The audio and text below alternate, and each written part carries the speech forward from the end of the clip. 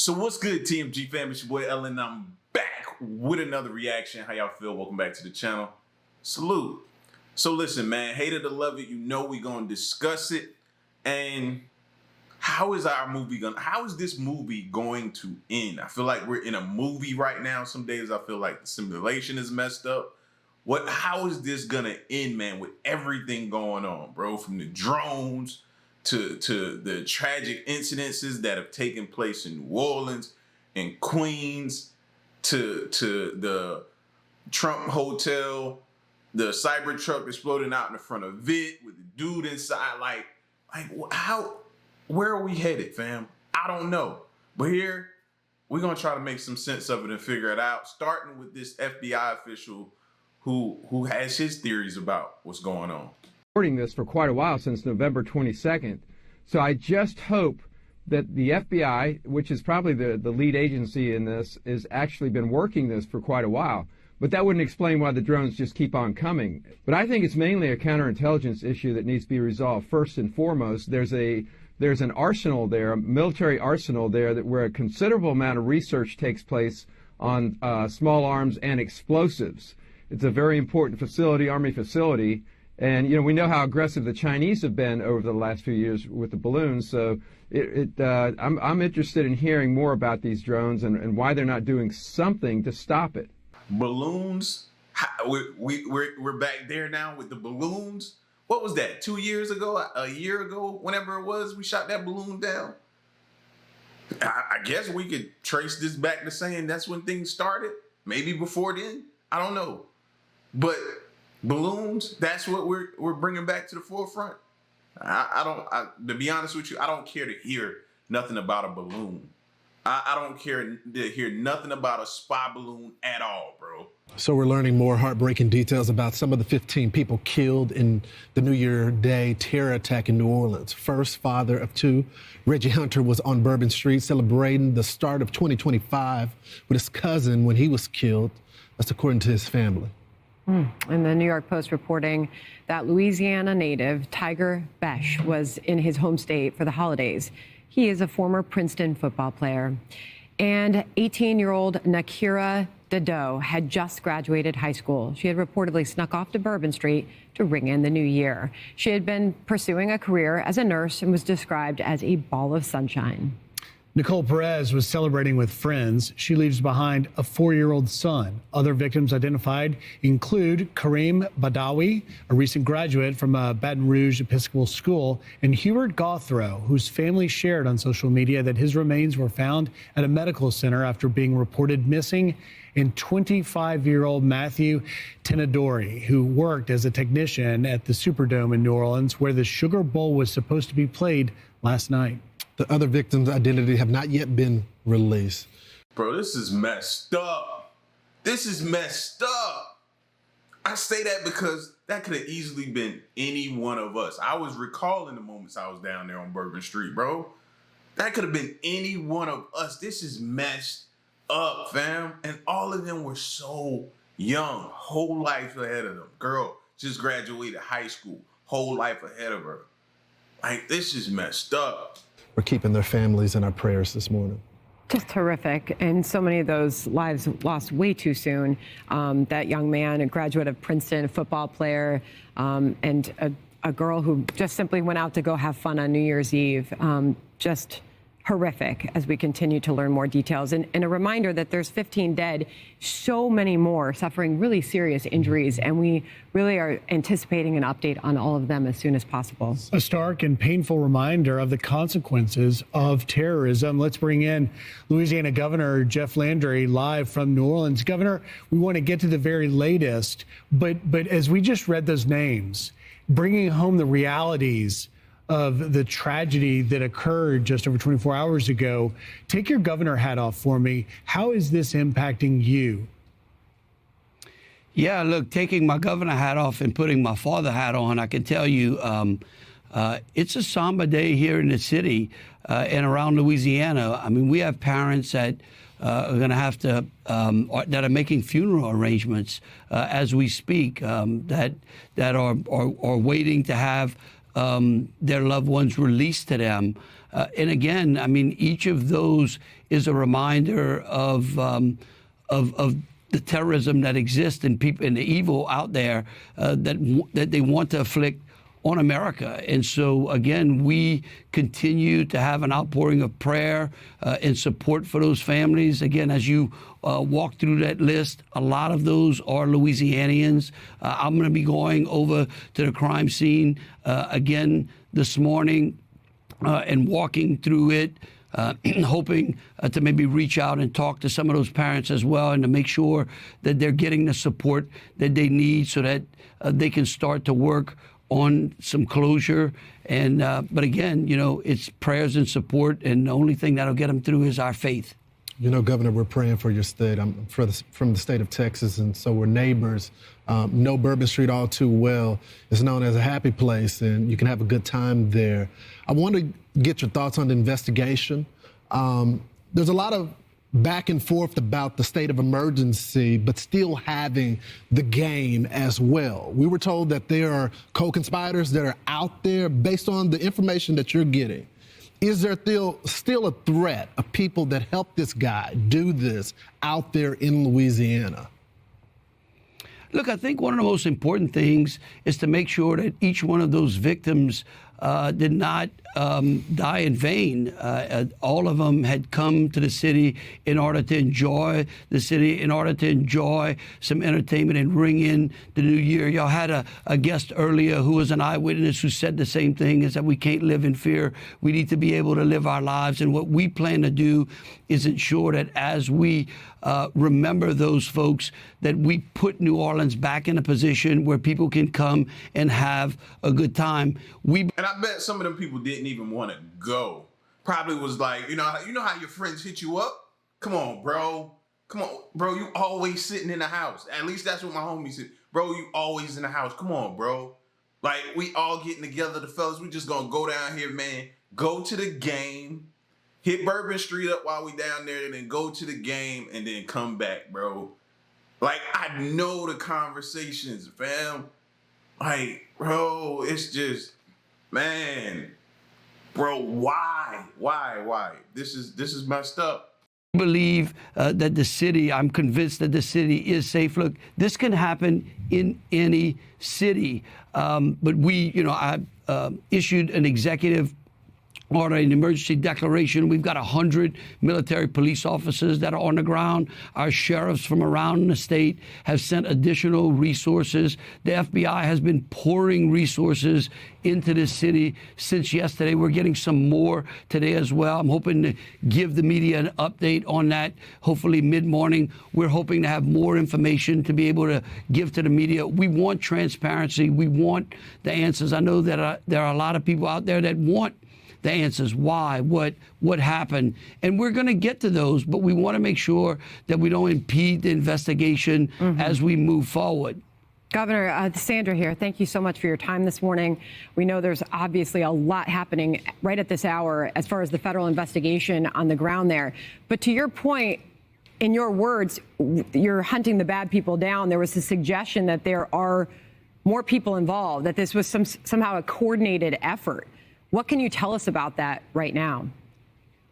Yeah, Sandra, as much as I'd like to be able to report that, the one thing we don't want to do is put out speculation or information that we have not been able to confirm. And that is what I think is important, because if we put something out and then it comes out to be not true or not completely accurate, then we're back inside of a pretty bad news cycle, right? And we're giving people, and especially those families out there, mixed emotions and mixed information. So what we want to do is make sure that the information we put out to y'all is completely accurate so that we can get to some closure. I can tell you this.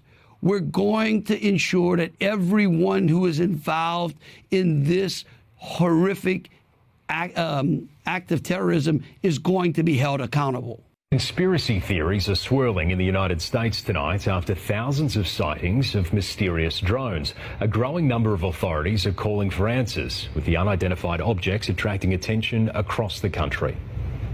There is some wild-looking in the skies. With an eye on the sky, America has more questions than answers. Oh, bro, oh my gosh, look at that. There's 4 They're four-way rectangular. What in the world is happening? Flying objects believed to be drones spotted hovering through multiple states, including New York, New Jersey and Pennsylvania. Update. No state can become the Wild West of drone activity. The FBI has received more than 3,000 tips from the public, people calling in about the unnerving buzz from above. But no one seems to have an explanation. We have no idea where these drones come from, who owns them. We should be doing some very urgent intelligence analysis. And the White House has dismissed concerns. We have no evidence at this time that the reported drone sightings pose a national security or a public safety threat, or have a foreign nexus. Whatever they are... They so funny to me. Walking out in front of us, acting like they got things under control when we clearly know they do not. They do not have anything under control. Farthest from it, to be honest, actually.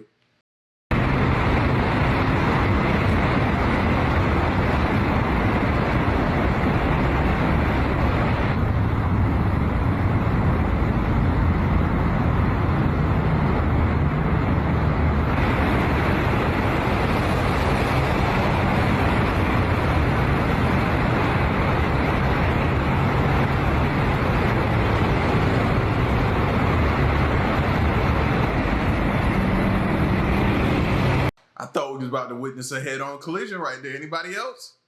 And at the same time, I couldn't turn my eyes away from it. I really thought we was about to witness that.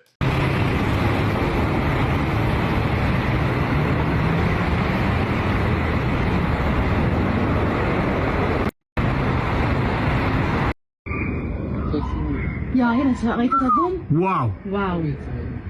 Wow. Wow. Wow. Now, literally, it's gonna be somebody in the comment section be like, "Yo, that's fireworks, bro. That's what that way up there. Where you got those?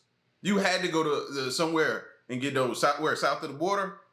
Where did you go to get those type of fireworks that went that high? Those are atmospheric fireworks, fam. Like, no way you just got some regular fireworks. No, matter of fact, you went to NASA and got those fireworks. Watch it be somebody in the comment section. I know it.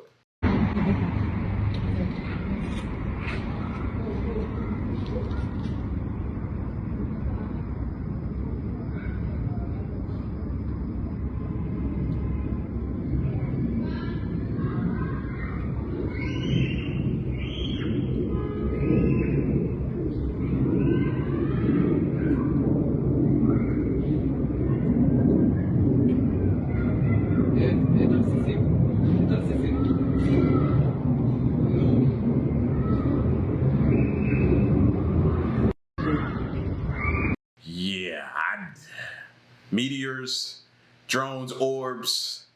I don't even know, bro. Roll a dice and see what you come up with, and that's what we'll go with at this point. I don't know what that is, fam.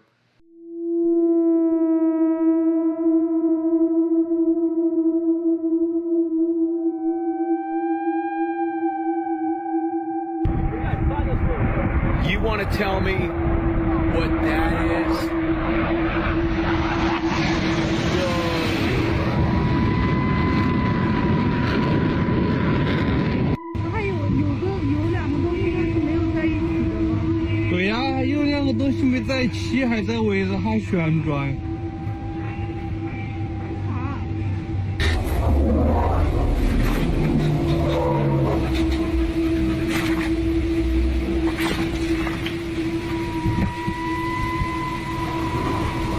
It seems like every time they try and hide something from us, something else come out. Now, I know everybody heard about what happened in Washington, D.C., and I know y'all seen the videos of that UFO looking like it's going to crash. And I also know that y'all seen the video of the police gathering together like they waiting for something, like something is going on. Then we're going to take it to Raleigh, North Carolina. I know y'all seen that. You seen multiple people say that they seen a UFO. That they seen a UFO, an actual UFO, that they seen it. But just like expected, we don't see no news coverage of it. No news stations, no media is talking about it. The only people that's talking about it is us. And the reason we talking about it is because now we are the news. See, in the past, when things happen, we was the last people to get the information. Now, when things happen, we're the first people to get the information, and they don't like that. So what they're going to try and do, they're going to try and tuck it under the rug like it never happened. We're not talking about it, so it never happened. But it did happen. And guess what? It happened in other places too. In the UK, they said they seen a UFO flying. They said they seen a UFO coming down. North Carolina, the guy said that the UFO that he seen was bigger than he's ever seen in his whole entire life. I seen videos of a UFO falling out of the sky, burning. So we stupid. We don't know what's going on. We don't know what's happening. My question to you is, do you think it's true? Do you think it's a hologram? Do you think it's really aliens? Because guess what? They already said that we were supposed to be expecting a visit. Yeah, they said that already, remember? Yeah, we should be expecting a visit in the next coming months. But you gotta think, what's happening in the next coming months? What's happening next month? Real convenient, right? Pay attention. What was seen blazing across the United States last night just so happened to be seen in 4 different states. There are hundreds of residents in the DC area alone that heard and saw the same exact thing that I saw last night, but yet no local police departments have anything to say about it. And apparently See, I feel like they've all been briefed. The local police department, I feel like they're now, since they complained about everything and them not knowing, and they really had them out there looking foolish, like they were clueless. So I feel like they've been briefed a little bit, so we're not hearing from them as much. But yeah. Whatever crashed just so happened to crash specifically around Annapolis. Apparently, rumor has it that parts of a satellite were falling across the sky overnight. I don't know how much I should believe that, especially considering how I feel about satellites and space in itself. But see, here's the thing, right? Now I'm starting to get DMs from people that are saying that there's multiple crash sites. I drove all over Washington, D.C. today just to try to find the area which I thought it might have landed at. And apparently there were a lot of them seen overnight. And when I say a lot of them, I mean like 20 of them. I mean, I've had thousands of DMs today telling me about their own experiences of seeing these things blaze through the sky. Now, I don't know how many people are lying because, you know, you would think at least 1 or 2 people would have some type of video, right? But every single one of these reports are ranging from 8 p.m. the night before to 4 a.m. the morning after. So that makes me believe that there were numerous objects that fell out of the sky, which would make sense. I tagged a specific guy below because apparently he's the only one on TikTok that just so happens to have a video. Now, it's not really a video, you can just see the streak going across the sky, but that's exactly what I saw, but the object coming across the sky, leaving a streak. But there's also one that's from a woman's Ring doorbell, right? That happened at 3:20 a.m., right? And she lives in the Washington, D.C. area as well, which is exactly when I just so happened to see that object blazing across the sky. And there's another video with a guy that lives in Raleigh, North Carolina, and it has him talking about how he saw the object blazing across the sky, but that was around 3 a.m. And then I have a shit ton of people in Ohio that are saying that they saw the object blaze across the sky around midnight to 2 a.m. So I really don't know what to believe. My mind's in a spiral. I've done all the investigative work I could possibly do today. Who knows? What I do know, though, is that the people would probably be the last to know. I just know what I definitely saw, and that was one of the biggest objects I've ever seen falling from the sky.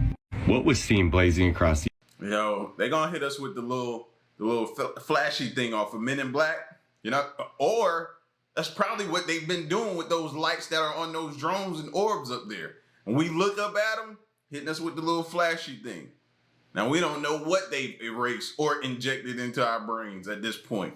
Yeah, I'm on that type of time. So what? I don't care. Call me crazy. So what?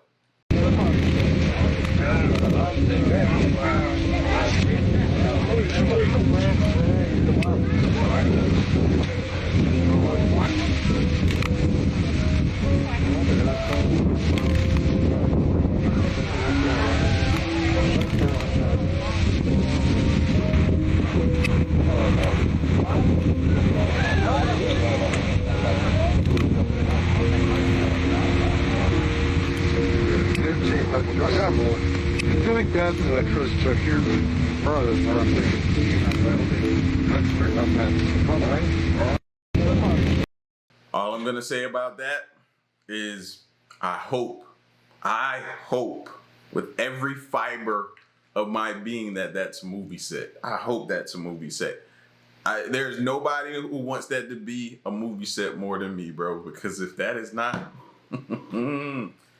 Have you ever seen a haunted vending machine? In 1990s, a weird-looking vending machine appeared out of nowhere in Seattle. At first glance, it just looked like an ordinary graffiti-covered old vending machine. But this was no ordinary vending machine. Instead of drink labels, when you pressed it, all the buttons just said mystery. And pressing them unleashed a time capsule of discontinued sodas, New Coke, Texas Red, even bacon-infused cola, which I didn't even know about. Sodas that were long lost to history suddenly reappeared, which was really shocking, but also caught the attention of a lot of people in Seattle. What made this vending machine truly one of a kind, though, is that it never really ran out of drinks. Despite frequent use, it seems like the drinks were unlimited. And even with this endless supply, nobody ever saw a person restocking the vending machine. It was almost as if the vending machine had a life of its own. And weirdly enough, in 2013, just as mysteriously as it arrived, the vending machine vanished. And in the place of it was a simple note that said, "Went for a walk," as if it actually did have a life of its own. There's a lot of theories online about how this happened, who was behind it, but let me know what you think.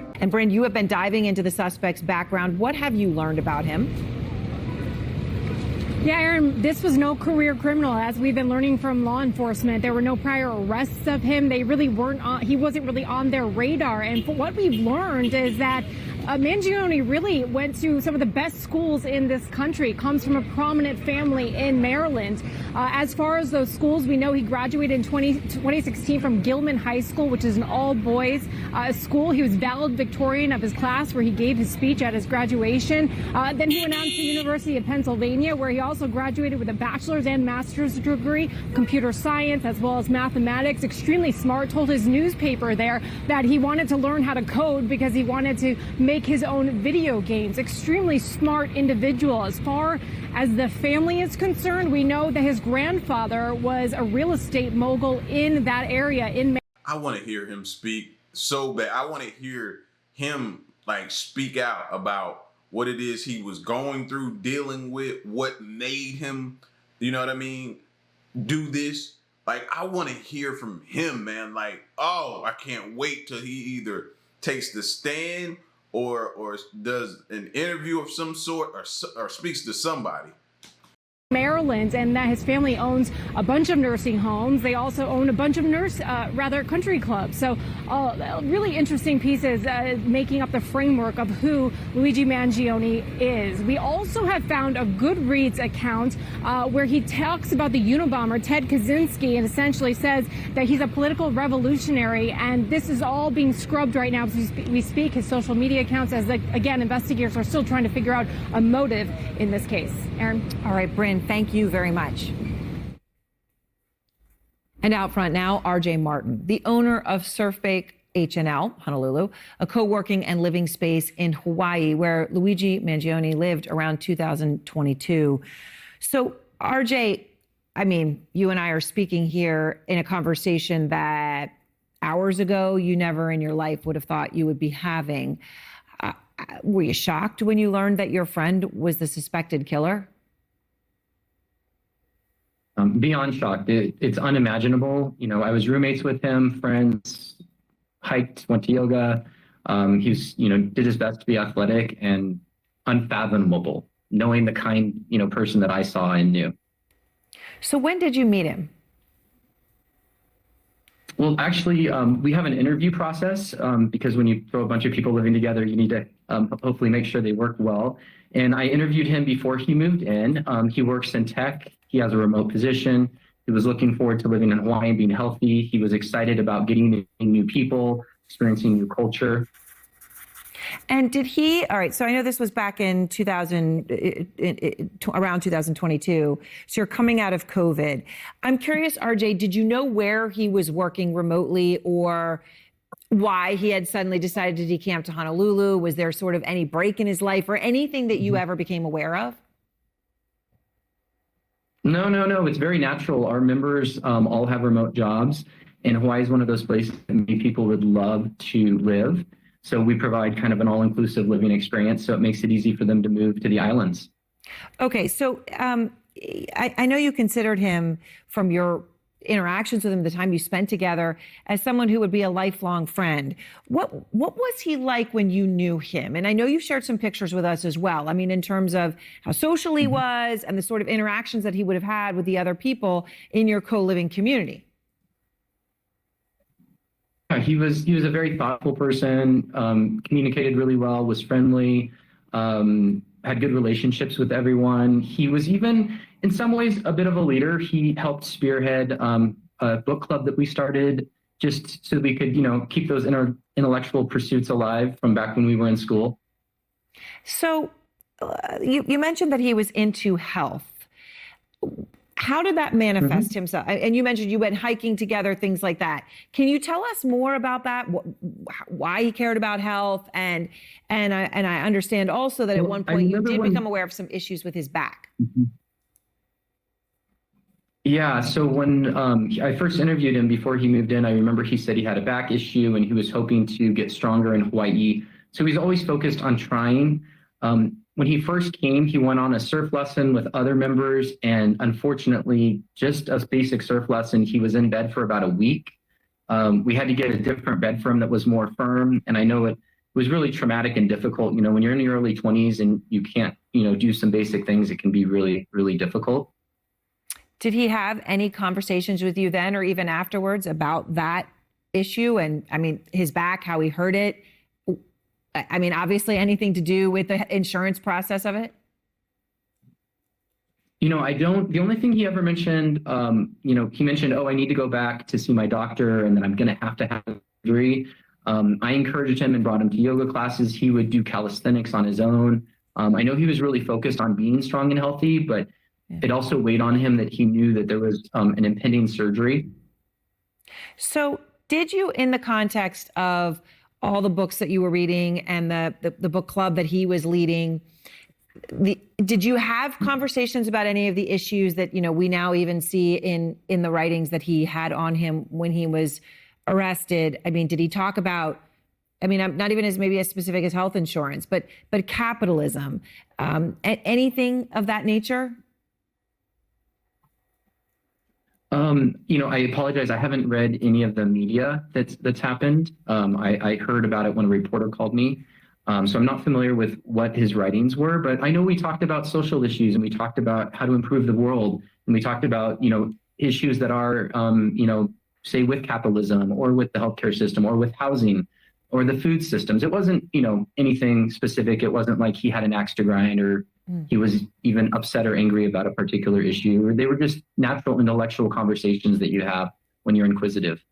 So you stayed in touch with him. I know you spoke to him earlier this. I don't know why, but I just feel like he might have been frustrated with being sold that whole American dream that we were all sold. You know what I mean? That just seems like it's unattainable or it's only meant for a few. You know what I'm saying? And how people are treated. And especially people who fight for this country and different things like that, man. Like, that stuff frustrates you, bro. That's why I'm so, appreciative of the veterans and different ones who fought for this country. I'm appreciative of them, bro. And then they get treated the worst a lot of times. The worst. So I don't know why I want to associate it that, I have no clue. And until he speaks out, that's all we're left with anyway is speculation as to what could have set him off.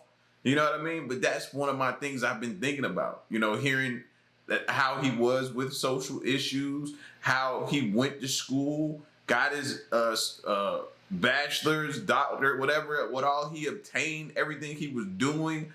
He was giving it his all. He was going hard. It makes no sense. This year, although I understand, RJ, that you tried to reach out to him multiple times even since then, but that he had not responded in those cases. Can you tell me about your last conversation with him?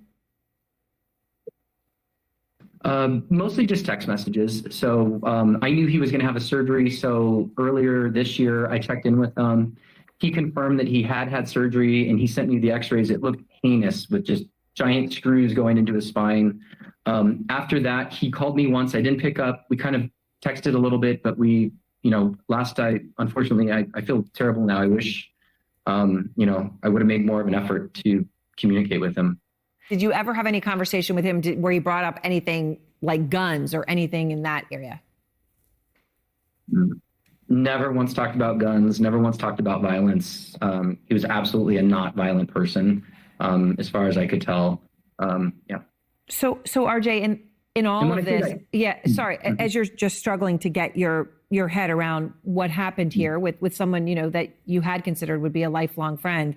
And I know you've only had a few hours to even try to comprehend it. But just in these initial hours, do you have any idea why or how someone that you knew in the way you knew him could have done this? Personally, I can make zero sense of it. There's never justification for violence. We live in a democratic system with processes and procedures to address, our issues, and I can make no sense of it. Well, RJ, I appreciate your taking the time to share all this with us. I know you're in shock about what happened, so thank you for taking the time and trying to help everyone understand a little bit more here about this, what happened. Thanks.